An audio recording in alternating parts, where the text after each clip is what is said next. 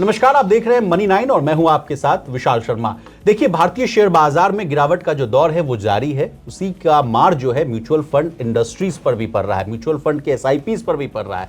लोग हैरान हैं, परेशान हैं। देखिए, 1 साल से भी कम समय में म्यूचुअल फंड्स का जो रिटर्न है वो नेगेटिव आ गया है।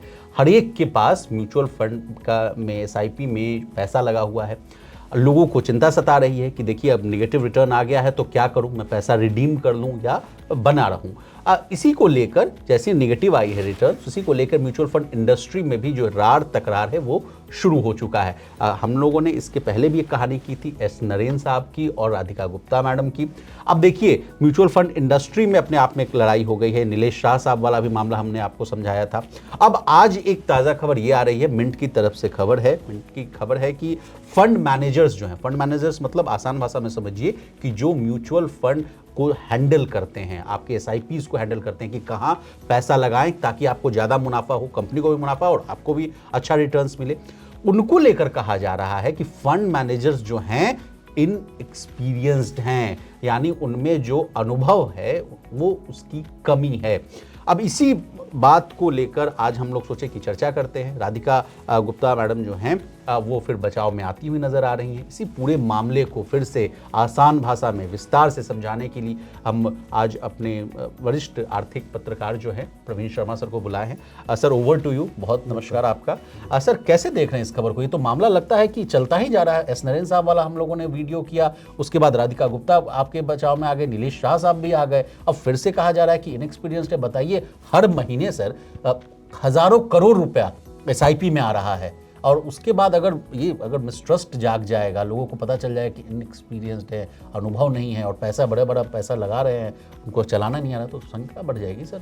बिल्कुल बिल्कुल, ये मामला आया और जैसा आपने जिक्र किया कि पहले एस नरेन का वाक़या आया जहां उन्होंने एक बयान दिया एक म्यूचुअल फंड डिस्ट्रीब्यूटर्स के कार्यक्रम में कि साहब आप स्मॉल कैप मिड कैप से निकल जाइए, आपके जो कई बार गलत समय पे गलत प्रोडक्ट में अगर आप एंट्री करते हैं तो वहाँ आपको नुकसान उठाने पड़ सकते हैं। और उसके बाद एक बवाल पैदा हुआ जिसमें फिर राधिका गुप्ता जो एडलवाइस एएमसी की सीईओ हैं, उन्होंने उसमें अपना बचाव किया कि ऐसा नहीं, अगर आप लॉन्ग टर्म के लिए इन्वेस्टेड हैं तो आपको कोई दिक्कत नहीं होगी। नीलेश शाह ने भी कहा कि क्वालिटी इज़ इम्पॉर्टेंट।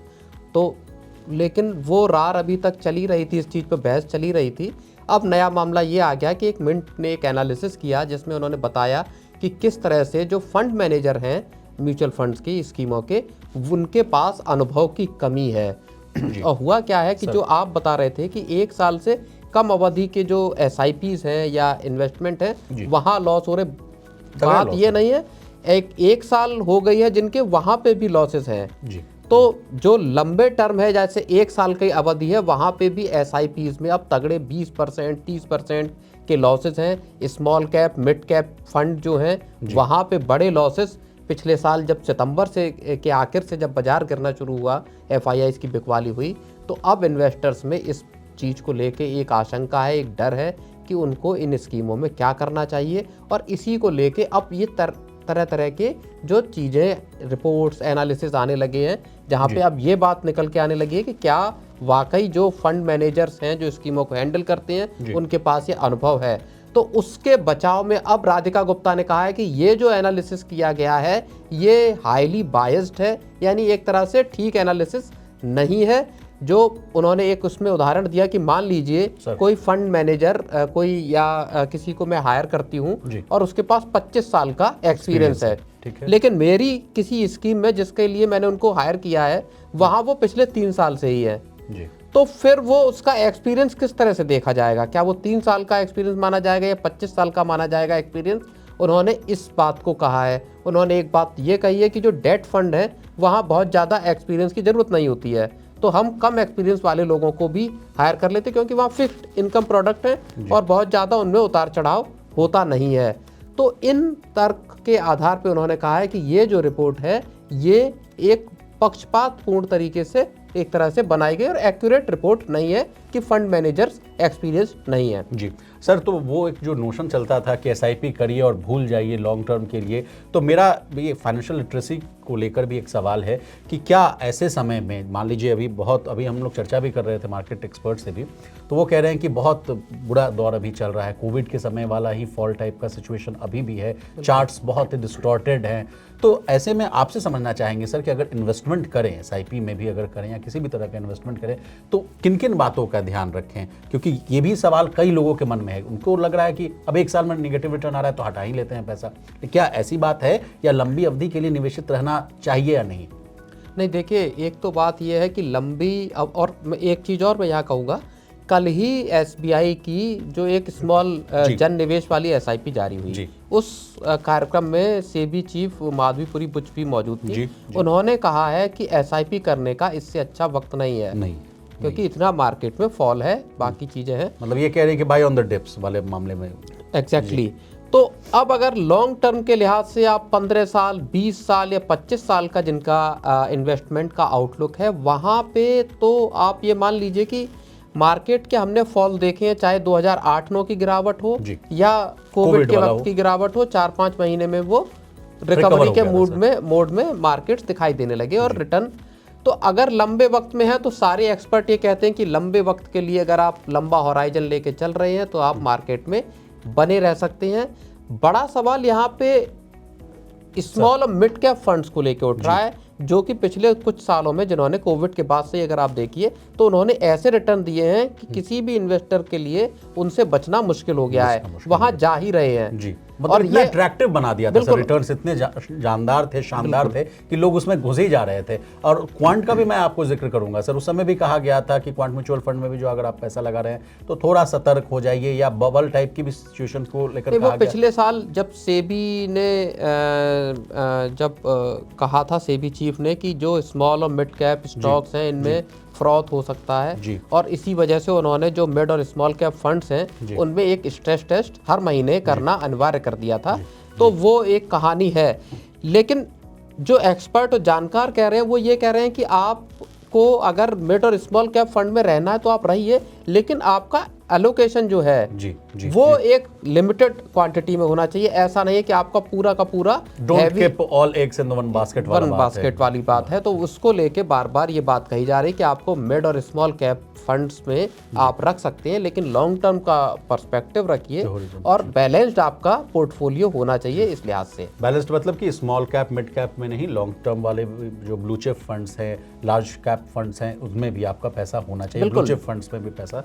और एक और चीज है, आप देखिए मार्केट गिरा है, इसके बावजूद जनवरी के जो एमफी के डेटा आए हैं वो ये बता रहे हैं कि एसआईपी में 26,000 करोड़ रुपए से ज्यादा आया हुआ है इस महीने। जो इक्विटी फंड है उनमें भी मामूली गिरावट आई है, केवल 59 करोड़ रुपए की गिरावट आई है इनफ्लो में, दिसंबर के मुकाबले अगर हम देख रहे हैं। और जो जिन फंड्स में सबसे ज्यादा इनफ्लो आया है उसमें अभी भी स्मॉल कैप फंड शामिल हैं। 5,700 करोड़ रुपए से ज्यादा का फंड जनवरी में आया है, वो सेकंड लार्जेस्ट है थीमेटिक फंड के बाद। सबसे ज्यादा अगर सेक्टोरल अगर आप देखते हैं तो फिर स्मॉल कैप में आया है। लोग अभी भी पीछे नहीं हट रहे, लेकिन अगर और गिरावट बाजार में आती है तो इसके बाद जो जानकार कहते हैं कि इसके बाद इन फंड्स में एसआईपीज और उनमें एक मुश्किल आ सकती है, एसआईपी रुक सकती है और आउटफ्लो शुरू हो सकता है, रिडेम्पशन का प्रेशर आ सकता है। सर, आपकी इसी बात से मैं एक और प्रश्न पूछना चाहूंगा। एक रिपोर्ट भी आ रही थी, आप बेहतर बता पाएंगे। कहा जा रहा था कि एफआईएस को तो भारी बिकवाली कर ही रहे हैं, लाख करोड़ रुपया निकाल चुके हैं। और फरवरी की बात की जाए, मान लीजिए 14-15 दिन के आसपास देखिए तो 22,000 करोड़ से आसपास का उन्होंने विड्रॉवल कर लिया है। कहा जा रहा है कि अब डीआईआईज जो थामे हुए थे बाजार को, जितनी बिकवाली एफआईएस करते थे उन्हीं के अनुपात में उतनी खरीदारी डीआईआईज भी कर लेते थे। लेकिन अब कहा जा रहा है कि ये जो सिचुएशन है, डीआईआईज भी पैसा पीछे खींच सकते हैं। तो इस पर भी हम आपसे कुछ नॉलेज लेना चाहेंगे। नहीं, बिल्कुल। देखिए, अगर होता क्या है, फियर फैक्टर मार्केट में अगर एक बार हावी हो गया, अगर एक बार जो जितना मैं समझता हूँ, अगर एक बार इन्वेस्टर्स को ये लगने लगा कि मार्केट अब लंबे वक्त तक गिरावट का शिकार हो सकता है, अगर इस तरह की चीजें आएगी, कुछ महीने सरवाइव कर लेते हैं, कुछ महीने तक तो टिके रहते हैं। और जैसा बड़े बड़े जानकार कहते थे कि इस ये जो ब्रीड है मार्केट में इस वक्त, नए पौध है जो आई है, जिसको ज्यादा एक्सपीरियंस नहीं है, जिन्होंने गिरावट के बड़े दौर नहीं देखे हैं, जी। वो अगर मार्केट में इस वक्त हैं तो उनके लिए जब बड़ा एक दौर आएगा तो उससे किस तरह की भगदड़ मच सकती है, वो पूरी इकोनॉमी पे उसके किस तरह के कास्केडिंग इफेक्ट हो सकते हैं, इसको लेके चिंता जाहिर तौर पर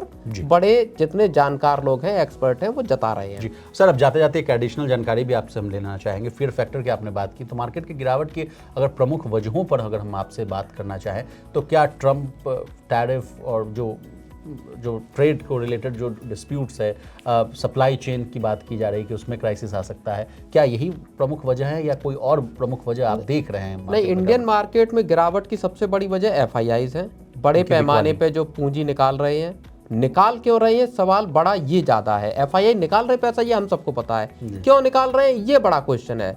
अब हुआ ये है कि अमेरिका में जो बॉन्ड यील्ड्स हैं वो ऊंची हो गई हैं, ज़्यादा हैं। वहाँ पे अच्छा ब्याज, मतलब 4-4.5% की जो बॉन्ड यील्ड अमेरिका में इन्वेस्टर और ये भी कहा जा रहा है सर कि वहाँ अमेरिका में जो ब्याज दरें हैं वो भी और कम होने की गुंजाइश बची हुई है, रेट्स जो है इंटरेस्ट रेट। नहीं, उसमें जो आपका जो फेड है उसका जो रुझान है वो अभी ये लग रहा है कि अभी और रेट कट शायद ना हो, रेट ऊंचे रहें, इसलिए वहाँ बॉन्ड यील्ड्स ऊंची बनी हुई है अभी।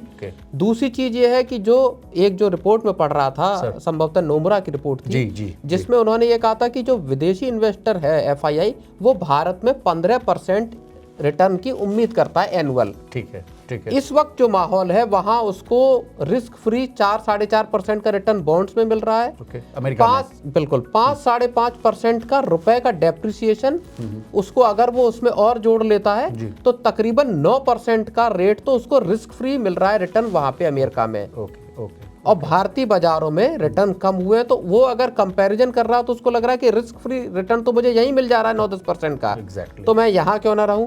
प्लस US मार्केट्स अट्रैक्टिव हुए हैं जब से ट्रम्प आए हैं, तब से अट्रैक्टिव हुए, अमेरिका फर्स्ट और तमाम तरीके की बिल्कुल टैरिफ चीजें हैं, टैरिफ को लेके है, US make America great again वाला जो फैक्टर है वो इन्वेस्टर्स को लुभा रहा है। और एक और फैक्टर है वो है चाइना का। लग रहा है कि चीन का बाजार फिर से रिबाउंड करेगा, बहुत तेजी से आगे बढ़ेगा। इन्वेस्टर्स को लग रहा है कि इमर्जिंग मार्केट्स में रहने की बजाय चीन के बाजार में या US के बाजार में रहना ज़्यादा मुनासिब होगा। बहुत शुक्रिया सर, आपने इन तमाम मुद्दों को बहुत ही सरल भाषा में, आसान भाषा में विस्तार से समझाने की कोशिश की थी। इसी तरह देश, दुनिया और बिजनेस जगत से जुड़ी तमाम ताज़ा तरीन खबरों के लिए बने रहिए हमारे साथ और देखते रहिए मनी।